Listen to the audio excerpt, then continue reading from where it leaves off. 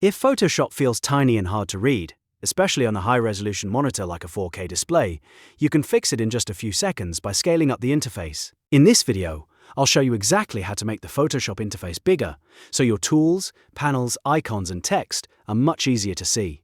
If this helps, make sure to hit like and subscribe for more quick tutorials. Let's jump in.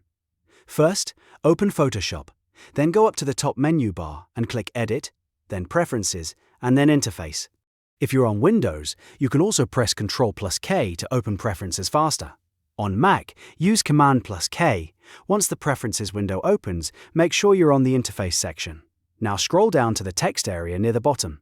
This is where the main scaling options are located. First, find the UI Scaling dropdown.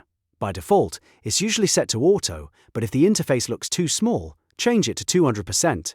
This will immediately make the toolbar icons, menu shapes, and panel borders much larger and easier to work with.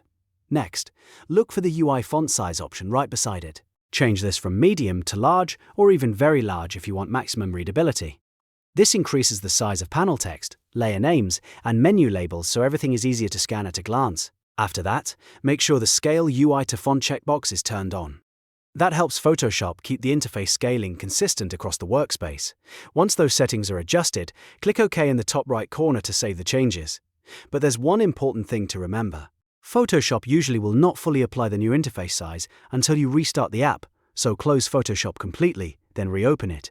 You can click the X or use File and then Exit if needed. When Photoshop launches again, you should notice the interface is much bigger, with larger text, larger icons, and a more comfortable layout overall. This is especially useful if you're using a high-resolution monitor and the default UI feels way too small. And that's it!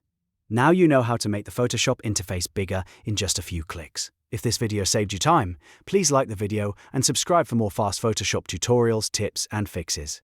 Thanks for watching, and I'll see you in the next one.